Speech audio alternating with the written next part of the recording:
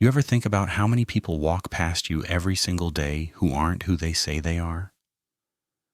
Imagine that sensation of sitting in a quiet cafe in Vienna, sipping your espresso, watching businessmen negotiate deals and tourists study their maps, and really knowing deep in your gut that someone in that room is there to end a life. Not with violence, not with noise, but with something so subtle, so invisible, that when death arrives, it looks like nothing more than bad luck. That tingling feeling on the back of your neck when you sense you're being watched, except multiply that by 1,000, because the people watching aren't amateurs. They're ghosts, trained by one of the most lethal intelligence agencies on the planet. And their target has no idea his final hours are ticking away. The smell of freshly ground coffee mixing with expensive cologne. The soft murmur of German and English conversations blending together. The gentle clink of porcelain cups on marble tables. And somewhere in this perfectly ordinary scene, a weapon is being deployed that won't be detected by any autopsy, any investigation, any forensic analysis known to modern science. This isn't a movie. This isn't fiction. This is the reality of modern state-sponsored assassination. And what you're about to discover will fundamentally change how you understand international power, sovereignty, and the invisible war being fought in the shadows of every major European city right now. It's March 2019 and the Café Central in Vienna is experiencing its typical mid-afternoon lull. Tourists have finished their lunch rush and the locals haven't yet arrived for their evening aperitifs. At a corner table near the large windows overlooking Herrengasse, a man in his late 50s sits alone with a laptop and a newspaper. He's dressed unremarkably, charcoal suit, no tie, reading glasses perched on his nose. To anyone paying attention, which almost nobody is, he appears to be exactly what his passport says he is, Tariq Al-Mansour, an import-export consultant from Amman, Jordan in Vienna for a series of meetings about textile machinery. His documents are impeccable. His credit cards work flawlessly. His hotel reservation at the Hilton Vienna Plaza has been in the system for 3 weeks. His LinkedIn profile shows a 15-year career in international trade. Everything about him is perfectly, meticulously normal. Everything except the fact that Tariq Al-Mansour doesn't exist and never has. The man's real name is Abdul Rahman Al-Ghazali, and for the past 27 years, he has been one of the most wanted men in the Middle East. Not by police, not by Interpol, but by an organization that doesn't announce its target list publicly. An organization that has never forgotten a face, never abandoned a hunt, and never failed to reach someone they've decided must die. He's a senior operational commander in Hamas's military wing, responsible for orchestrating attacks that have killed dozens and planned operations that would have killed hundreds more if they'd succeeded. But more importantly for the people watching him right now, he's a symbol, a test case, a message that needs to be sent about the reach and patience of Israeli intelligence. Across the cafe, seemingly absorbed in her own world, a woman in her early 30s types rapidly on her phone. She's attractive in an understated way. Blonde hair pulled into a practical ponytail. Minimal makeup. Wearing the kind of business casual outfit you'd see on any marketing professional or junior executive in any European capital. Her name, according to her German passport, is Christina Hartmann, and she works for a pharmaceutical consulting firm based in Munich.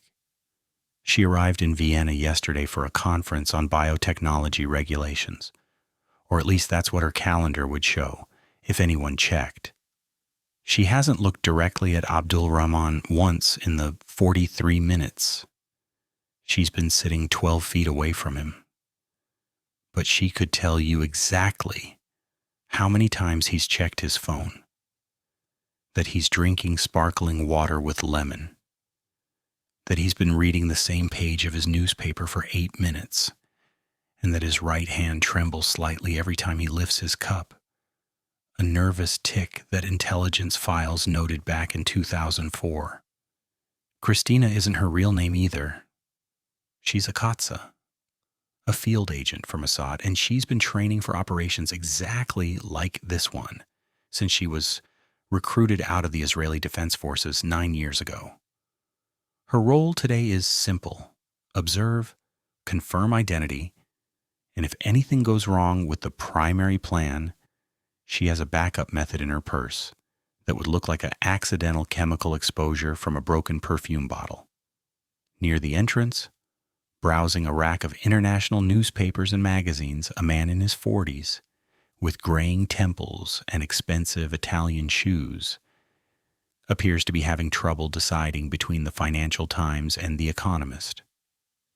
His British passport identifies him as David Thornton, an art dealer from London who specializes in 19th century Austrian paintings. He's been in Vienna for 4 days, staying at the Imperial Hotel, attending gallery viewings, having dinner with actual art collectors who would vouch for his expertise and authenticity if anyone asked. Earlier this morning, he purchased a small Biedermeier-era watercolor for 18,000 euros from a gallery on Kärntner Strasse, a purchase that's now documented, recorded, and completely legitimate. What's not documented is that the pen in his jacket pocket, a beautiful Mont Blanc Meisterstück that cost nearly 1,000 euros and looks exactly like something a successful art dealer would carry, was assembled in a laboratory in Tel Aviv 3 weeks ago, and contains a mechanism that has never been used operationally before today.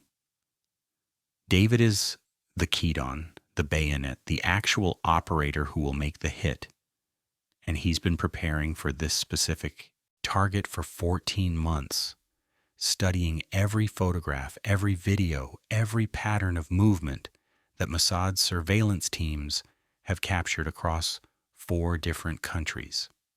At precisely 3:47 p.m., Abdul Rahman closes his laptop, folds his newspaper, and signals the waiter for his check.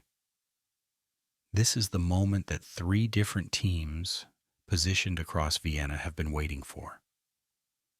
The woman posing as Christina sends a single word via encrypted messaging to a coordination center moving. The man pretending to be David puts down the newspaper he wasn't really reading and begins walking slowly toward the coat check area. A third operative, sitting in a BMW parked on Strauchgasse, starts the engine.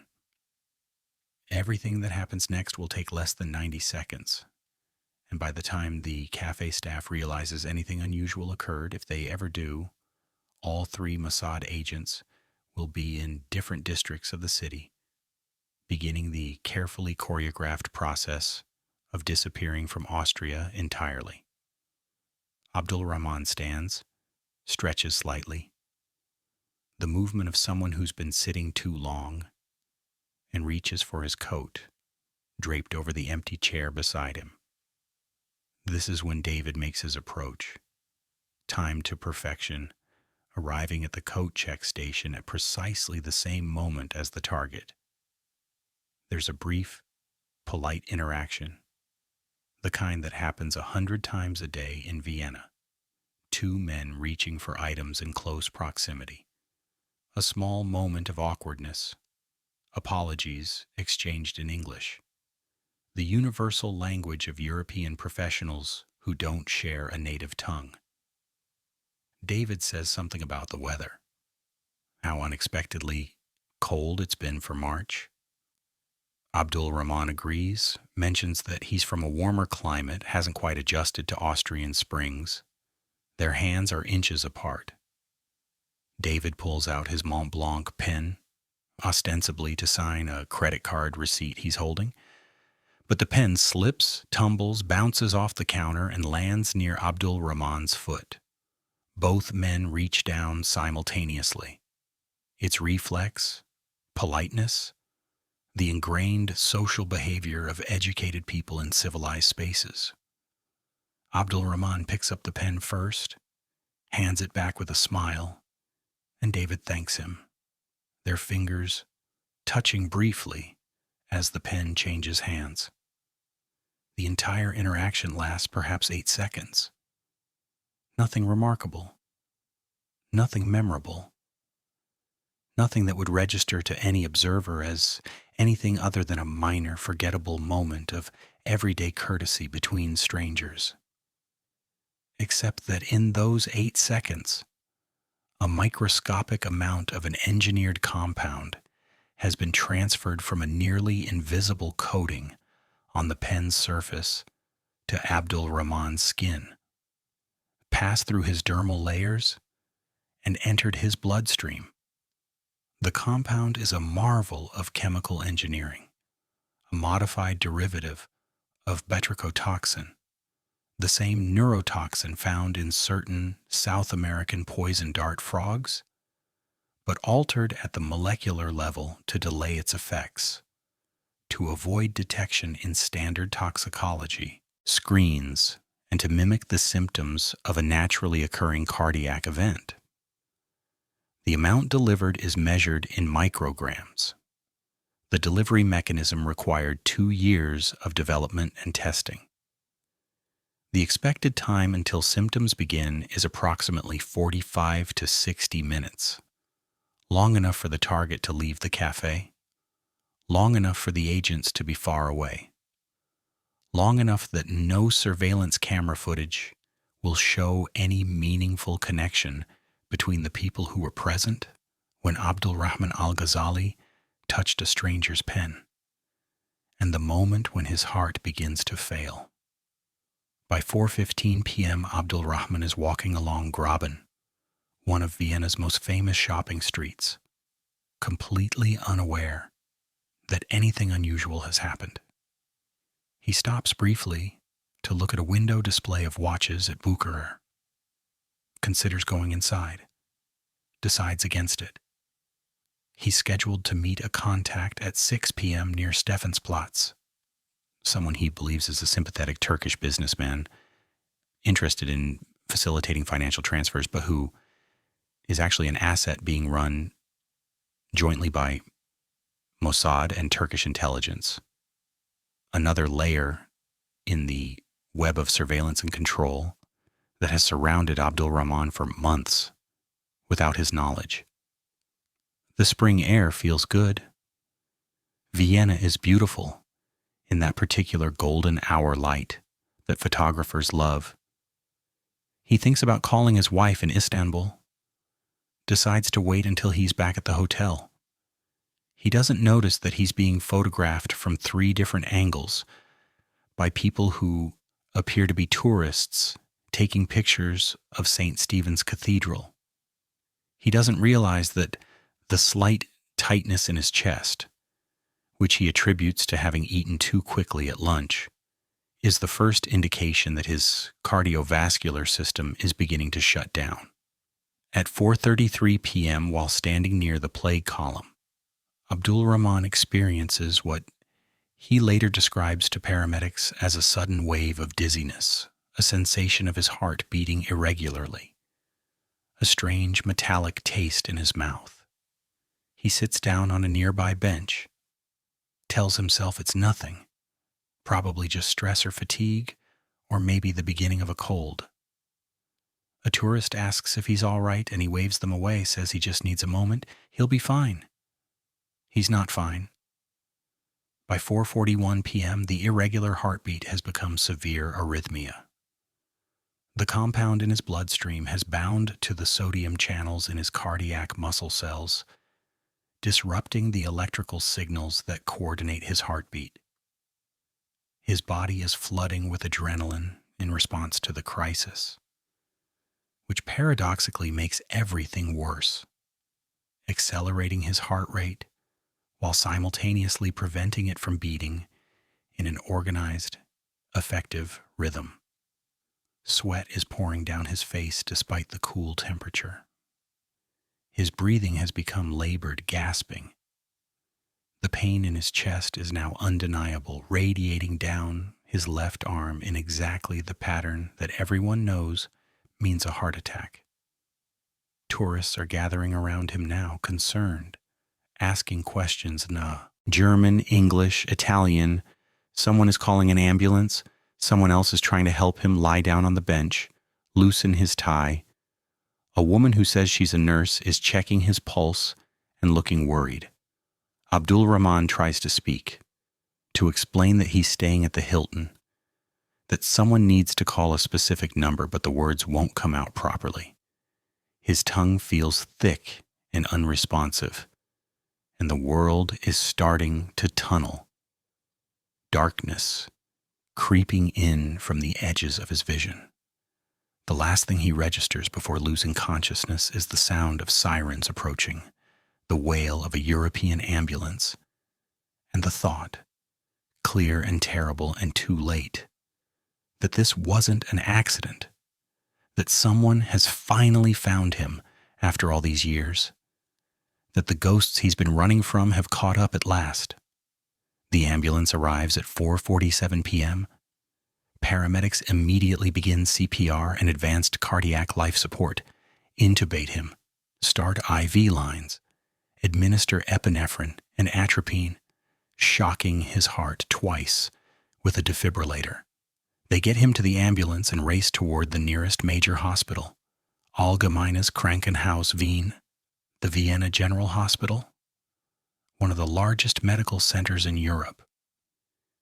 In the emergency department, a team of doctors continues the resuscitation efforts, but his heart has been in ventricular fibrillation for too long, and despite their best efforts, despite having access to world-class medical technology and expertise, Abdul Rahman al-Ghazali is pronounced dead at 5:23 p.m. The attending physician, a cardiologist with 20 years of experience, lists the preliminary cause of death as acute myocardial infarction, a massive heart attack. It's not an unusual diagnosis. Men in their late 50s with high-stress lifestyles die of heart attacks every single day. And while this one came on quickly and severely, that's not unprecedented. What is unusual, what will eventually trigger a much deeper investigation, is what they discover when they try to contact his next of kin using the information on his Jordanian passport. The initial death investigation is routine. The Austrian authorities process his body, catalog his belongings, send diplomatic notifications to Jordan. But Jordan responds that they have no record of a Tariq al-Mansour with that passport number, that the passport itself, while seemingly authentic, contains security features that are slightly wrong, imperceptibly wrong, unless you know exactly what to look for. This triggers involvement from Austria's Federal Office for the Protection of the Constitution and Counterterrorism, the BVT, who begin a more thorough investigation of who this man actually was. They take fingerprints from the body and run them through international databases, including ones shared by intelligence services across Europe and the Middle East. And this is when everything changes, because those fingerprints match a man named Abdul Rahman al-Ghazali, a senior Hamas operative who has been on multiple watch lists for decades, a man who should never have been able to enter Austria or any European Union country, a man whose presence in Vienna raises immediate and serious questions about how intelligence services failed to detect him, and whether his death was actually natural or something far more sinister. The autopsy is extensive, conducted by Austria's most experienced forensic pathologists, specifically because of who the victim turned out to be. They examine every organ, every tissue sample, looking for any indication of foul play. The toxicology panel is comprehensive, testing for hundreds of known poisons, toxins, and chemical agents, and they find nothing conclusive. There's evidence of cardiac failure, certainly, massive and catastrophic. There are some unusual markers in his blood chemistry, some anomalies that don't quite fit the standard pattern of natural heart attack, but nothing that definitively points to poisoning or assassination. The compound that killed him, the modified batrachotoxin, was specifically designed to break down rapidly in the body to leave behind metabolites that could be mistaken for naturally occurring stress hormones and byproducts of cardiac failure. Without knowing exactly what to look for, without having the specific chemical signatures in their database, the Austrian forensic team can't identify it. Their conclusion, filed 6 weeks later after extensive analysis, is that Abdul Rahman al-Ghazali died of acute cardiac arrest, possibly stress-induced, with some unusual features that couldn't be fully explained, but no definitive evidence of criminal action. The case is classified as suspicious, but unresolved, a diplomatic nightmare that involves quiet conversations between Austrian, Jordanian, Palestinian, Turkish, and Israeli officials, none of whom are being entirely honest about what they know or suspect. What the public never learns, what doesn't appear in any official report, is that Abdul Rahman al-Ghazali's path to that Vienna cafe began not in March 2019, but in December 1992, in a completely different city under completely different circumstances, when a young Mossad analyst first flagged him as someone worth watching. He was born in 1963 in Gaza City, into a family that was neither particularly wealthy nor particularly political. His father owned a small shop selling electrical supplies. His mother taught at a local school. His childhood was marked by the ordinary frustrations of growing up in occupied territory, checkpoints, curfews, the constant presence of Israeli soldiers, the casual humiliations that come with being a people without real sovereignty. He was 12 during the Yom Kippur War, old enough to understand what was happening, but too young to participate. And that war, watching Arab armies fail again to defeat Israel, planted something in him that would grow over decades. He was 24 when the first Intifada erupted in 1987. And unlike many of his peers who were drawn to the street protests and stone throwing that characterized the uprising, Abdul Rahman was attracted to something else, to the organizational side, the logistics, the problem-solving aspect of resistance. He had studied engineering at Birzeit University, had a methodical mind that thought in terms of systems and solutions, and when Hamas was formed in the early days of the Intifada, he found a home. What made Abdul Rahman valuable wasn't ideology, although he certainly held strong beliefs about Palestinian rights and Israeli occupation. What made him valuable was competence. In the chaotic, passionate, often disorganized world of Palestinian resistance movements, he was the person who could actually make things happen, who could take an idea and turn it into an operational plan, who understood logistics, communications, compartmentalization, all the unglamorous skills that separate successful operations from disasters. By the mid-1990s, he was deeply involved in Hamas's military wing. Not as a fighter, he never personally carried out attacks, but as a planner and coordinator. He was the one who figured out how to move money without it being traced, how to communicate securely when every phone line was potentially monitored, how to recruit and vet new members without being infiltrated by Israeli intelligence, how to maintain operational security in an environment where Israeli agents could be anyone, your neighbor, your cousin, the person sitting next to you at the mosque. And he was good at it, good enough that by 1992, Israeli intelligence had identified him as a rising threat, someone who needed to be watched, tracked, and eventually neutralized. The first serious attempt to capture or kill him came in 1995, an operation in Gaza City that failed because someone, Israeli intelligence never determined who, tipped him off hours before the raid. He disappeared that night, left behind his apartment, his possessions, his entire life, and went underground. For the next several years, he moved constantly, never staying in the same place for more than a few weeks, using a network of safe houses and trusted associates that he'd carefully built. He understood that his greatest vulnerability was routine, that the moment he established a pattern was the moment Israeli surveillance teams would identify it and exploit it. So he lived without patterns, without predictability, becoming a ghost, moving through Gaza, the West Bank, eventually Jordan and Syria and Lebanon, always one step ahead, always assuming he was being hunted because he was. Mossad maintained a file on him that grew thicker every year, tracking his known associates, his operational signature, the specific types of attacks that bore his methodological fingerprints.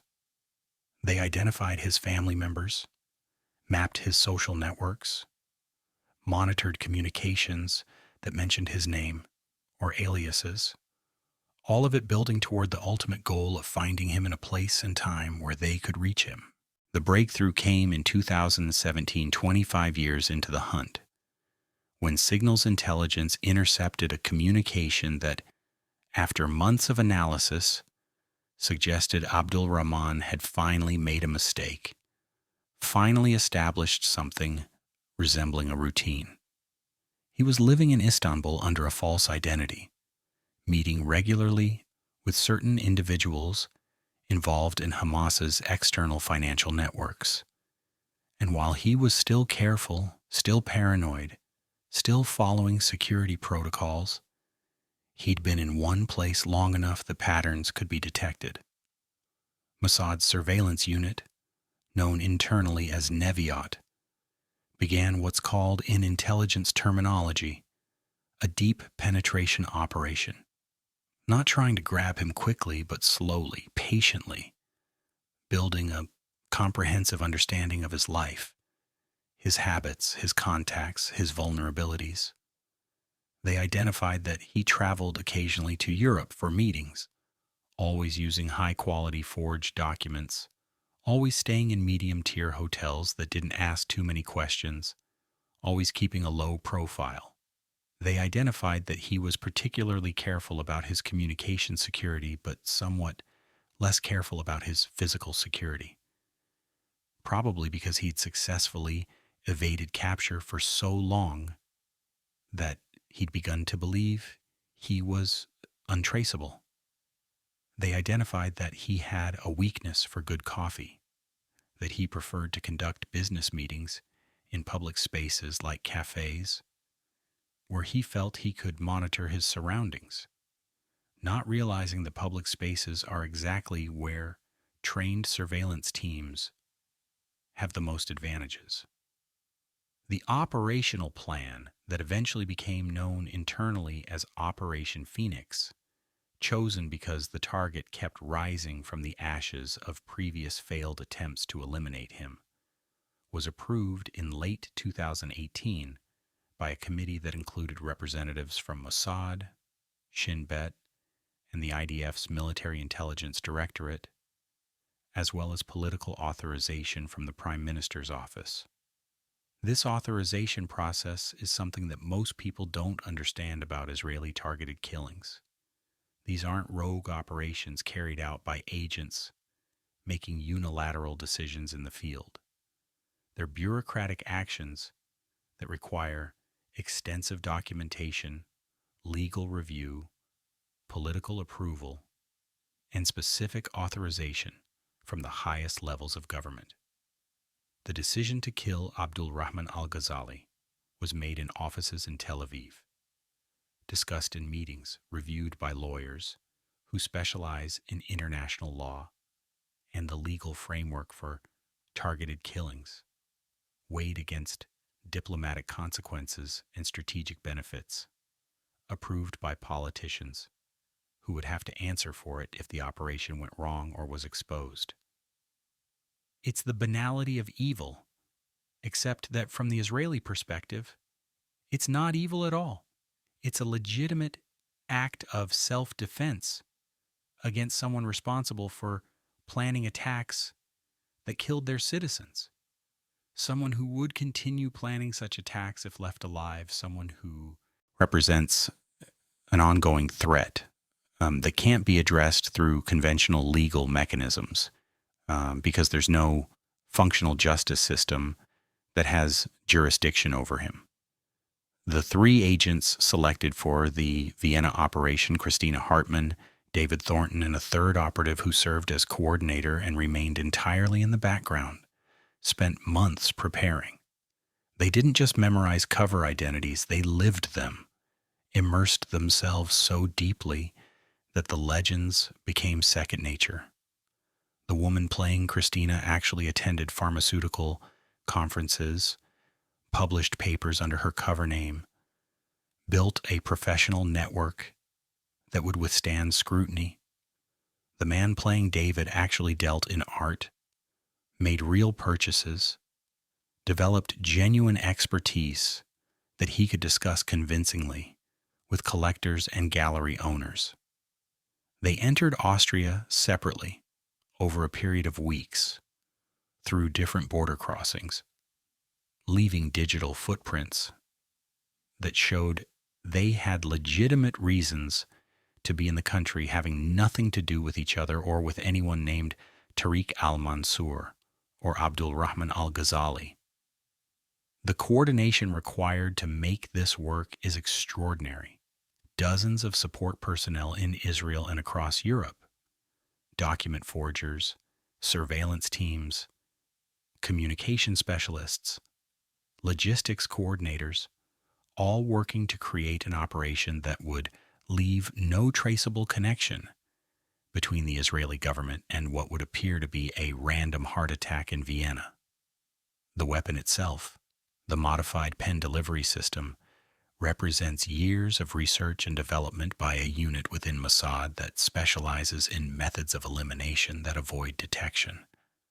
The science behind it is elegant and terrifying.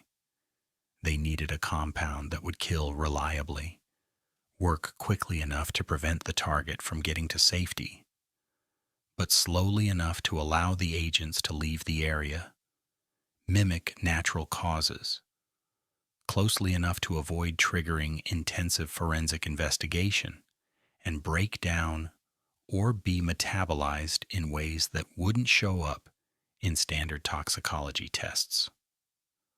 Batrachotoxin was chosen because it's already known to science, found in nature, and its mechanisms are well understood, but the naturally occurring version acts too quickly and is too easily detected. The modified version developed for this operation had delays built into its molecular structure, chemical groups that needed to be metabolized before the toxin became fully active, buying time for the agents to disappear while ensuring that when death came, it came quickly and catastrophically. The pen delivery system was designed to hold the compound in a microscopic coating that would remain stable during normal handling, but transfer readily to skin upon contact, penetrating the dermal barrier with assistance from carrier molecules that enhanced absorption. The entire development process cost millions of dollars, involved chemists, pharmacologists, and medical researchers, and was tested extensively on animals to ensure reliability before ever being used operationally. This is what modern state-sponsored assassination looks like. Not crude poisonings like Litvinenko being dosed with polonium in London, which was traceable and left diplomatic fallout, but something so subtle and sophisticated that even when investigators suspect murder, they can't prove it. In the aftermath of Abdul Rahman's death, the investigation expanded to include intelligence services from multiple countries, all trying to determine what actually happened. Austrian intelligence reviewed security camera footage from the Café Central and surrounding areas, identifying everyone who was present during the relevant time frame, tracking their movements before and after. They found Christina Hartmann's image, identified her from her German passport, discovered that she'd checked out of her Vienna hotel the day after the death, and returned to Munich, where her trail became murky.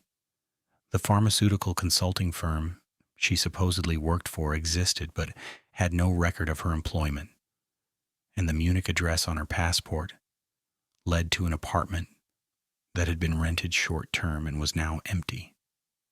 They found David Thornton's image, tracked his movements to the Imperial Hotel, discovered he'd left Vienna by train to Zurich the evening of the death, and that attempts to follow up with the London art gallery he supposedly represented led to a business that confirmed he'd purchased paintings from them, but had no other information and seemed unaware they were speaking to intelligence investigators. The third operative, the coordinator, never appeared in any footage that investigators identified, maintaining complete operational invisibility. The Austrian conclusion, never stated officially but understood by everyone involved, was that this had been professional intelligence operation, almost certainly Israeli, and that there was no realistic prospect of prosecution or justice because the agents were gone, their real identities unknown, protected by one of the world's most sophisticated intelligence services. For Israel, the successful elimination of Abdul Rahman al-Ghazali after 27 years of hunting him sends a message that's intended to resonate far beyond this single operation. The message is that time doesn't matter, distance doesn't matter, false identities don't matter. There's nowhere in the world that's truly safe if you've been designated as a target, that the patient, methodical machinery of Israeli intelligence will continue grinding forward regardless of how long it takes or how difficult it becomes, that killing Israeli citizens or planning to kill Israeli citizens comes with consequences that are certain, even if they're delayed. This isn't about justice in any conventional legal sense. It's about deterrence and demonstration, showing Hamas and other organizations that their operational planners and commanders are vulnerable, that Israel has the capability and will to reach them anywhere, that the cost of resistance isn't just the immediate tactical losses, but the knowledge that you'll spend the rest of your life looking over your shoulder, never certain if the person sitting next to you in a cafe is actually who they claim to be. Whether this actually deters anyone is debatable. Organizations like Hamas have deep benches of people willing to step into roles vacated by dead commanders. And the symbolic value of martyrdom in resistance narratives means that Israeli assassinations can sometimes strengthen rather than weaken the movements they're intended to damage. But from Israel's strategic perspective, the alternative allowing such individuals to operate freely sends an equally dangerous message of impunity.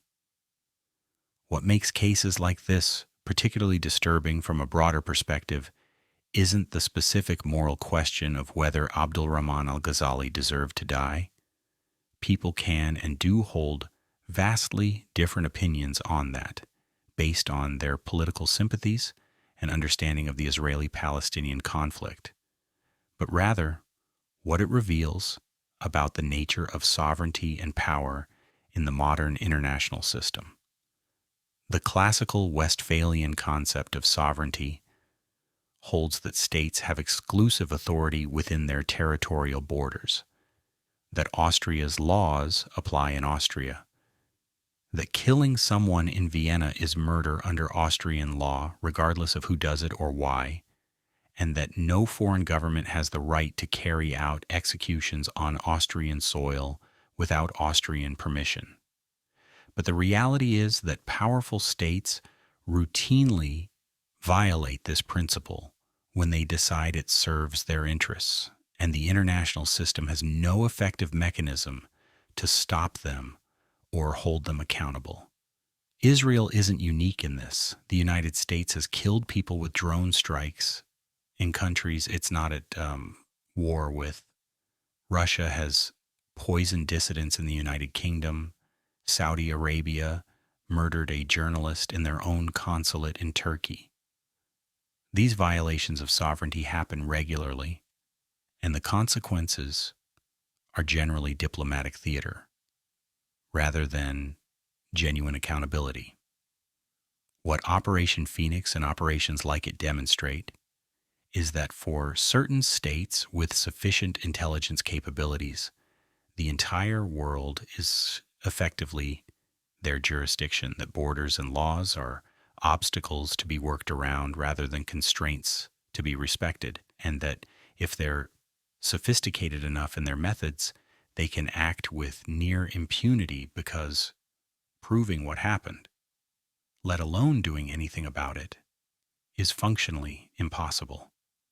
The 3 Mossad agents who carried out the Vienna operation are, as of now, somewhere in the world living under different identities, possibly having already been deployed on other operations, possibly retired to quiet lives in Israel.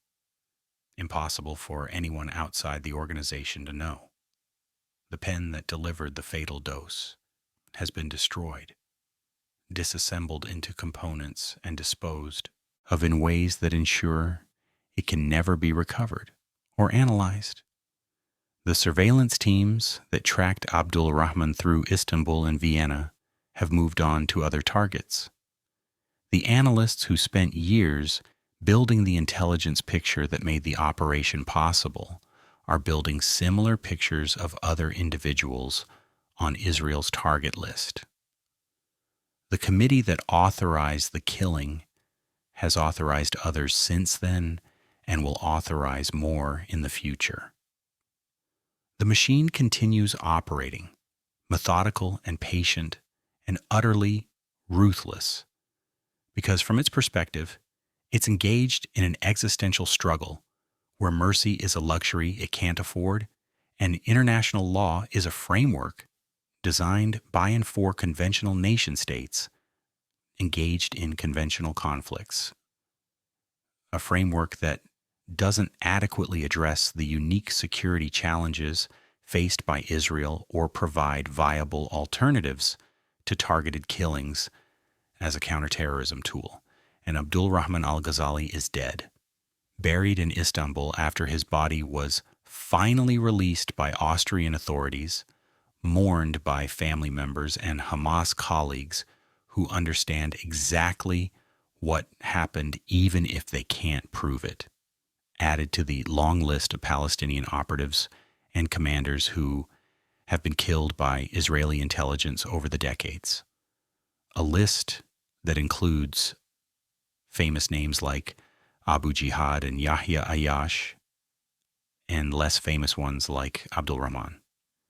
People who were significant within their organizations, but never became public figures. People whose deaths were tactical victories in a war that has no clear endpoint, and no agreed upon rules of engagement. His story ends in a Vienna cafe with a moment of politeness between strangers, a dropped pen, a touch that transferred death from one hand to another, an invisible weapon deployed with invisible effects, and the machine moves on to its next target because it always does, because that's what it's designed to do, because in the shadow war between intelligence services and the organizations they're trying to destroy, there are no final victories, only temporary tactical successes, and the hunt never truly ends. It just moves on to the next name on the list. If you're still here, it's because you understand something that most people don't, that the world of international relations, intelligence operations, and state power works nothing like what you see on the news or read in official statements. You've just witnessed how modern states operate when they decide someone needs to die. The bureaucracy, the planning, the sophisticated methods, the complete disregard for concepts like sovereignty and law when they become inconvenient. And here's what matters. This isn't entertainment for me, and I don't think it is for you either. This is about understanding reality, about seeing past the sanitized versions of events that governments want us to accept, about recognizing that power operates in shadows and that the official explanations are almost never the complete truth. Created this channel for people exactly like you, people who aren't satisfied with surface level analysis, who want to understand the actual mechanics of how intelligence services operate, how states exercise power beyond their borders, how the invisible wars are fought that shape the world we live in but rarely make headlines.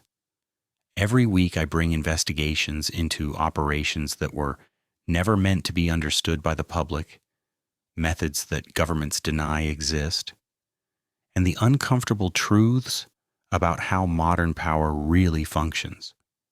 Subscribe to the channel and turn on notifications, because this is just one story among hundreds. And there's so much more you need to know about how intelligence services from multiple countries operate, who they target, why they target them, and what it means for all of us living in a world where borders are increasingly meaningless to states with sufficient capabilities. The like helps more than you might think.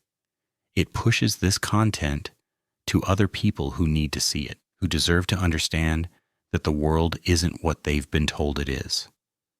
Come be part of a community that refuses to accept convenient lies and demands to know how power actually operates. Until the next revelation.